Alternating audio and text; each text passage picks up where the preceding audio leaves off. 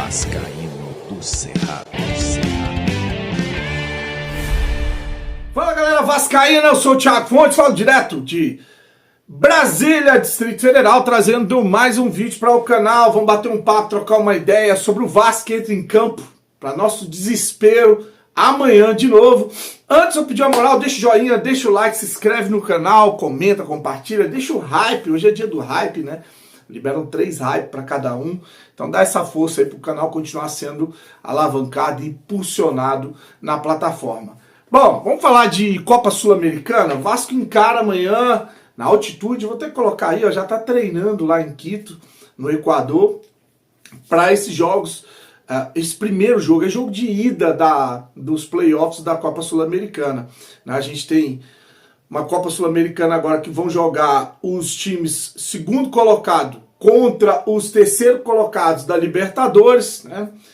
É chamado de playoffs, para poder se classificar para as oitavas. O único que se classificou direto para as oitavas foi o Fluminense.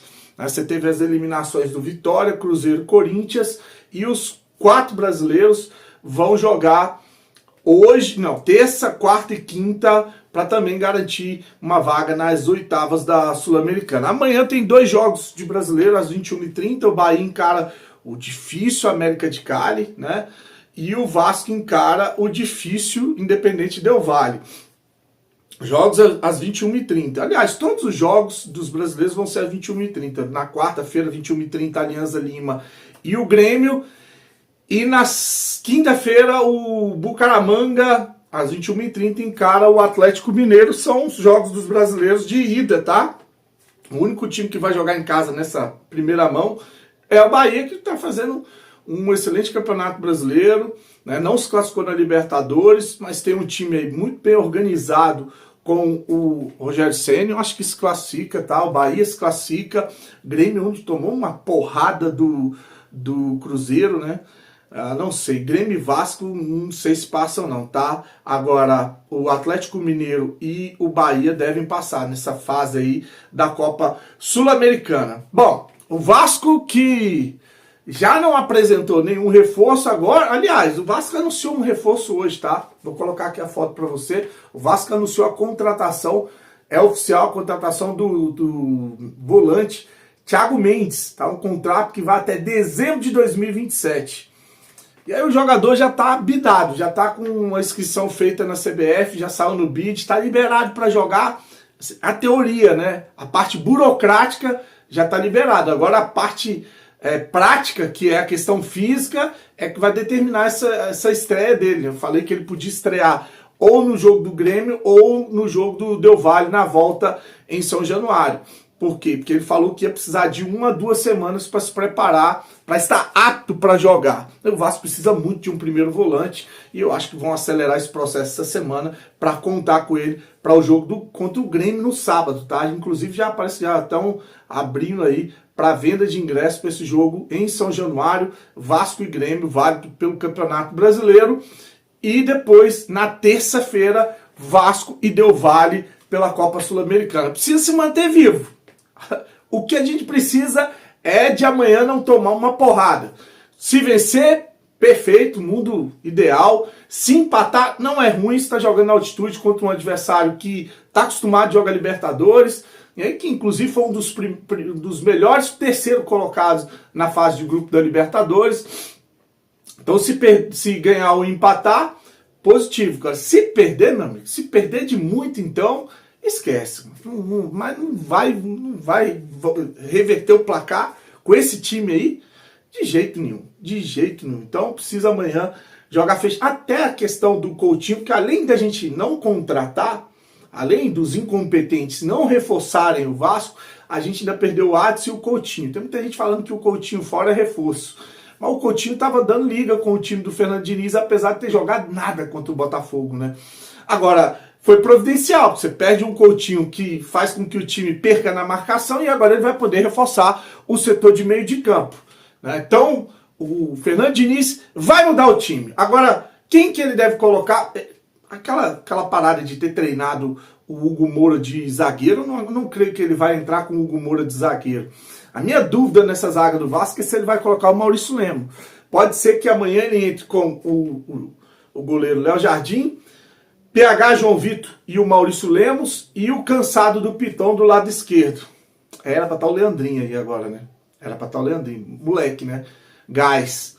Mas não, tá lá o cansado do Piton. Aí vem o volante Hugo Moura, Tietê, e aí que tá, pro lugar do Coutinho ele vai ter algumas opções. Garré, Jair e o Paulinho. Qual dos três? Ele tava fazendo força para que o Jair ficasse. Eu, assim, se eu tivesse que apostar, eu apostaria no Jair nesse meio de campo do Vasco, tá? Ele entrando aí com o Hugo Moura, Tietê e Jair. Os três no meio de campo com o Ryan, Nuno Moreira e Verratti. Eu acho que ele vai fazer isso. Eu acho.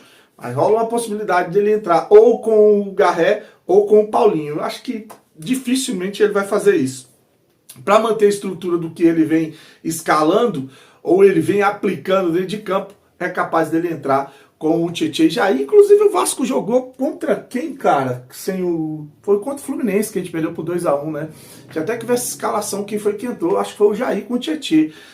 Fui procurar a escalação do jogo do Vasco contra o Fluminense sem o Coutinho, não foi o Jair, não. Foi o Cocão, tá? Ele entrou com a dupla de volante.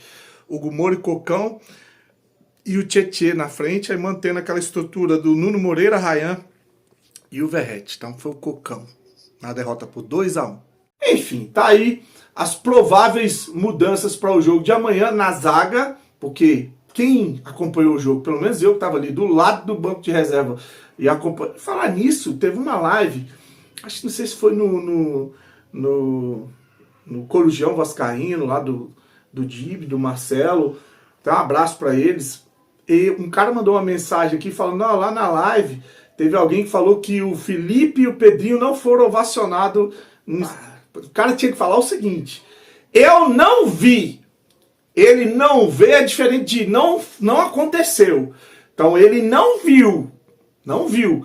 Agora, eu estava no meio da galera que estava batendo palma e gritando Felipe e gritando Pedrinho. Eu estava ali, ó, a 1 metro do banco de reservas. Eu cheguei, fui um dos primeiros a chegar. Peguei ali o melhor lugar.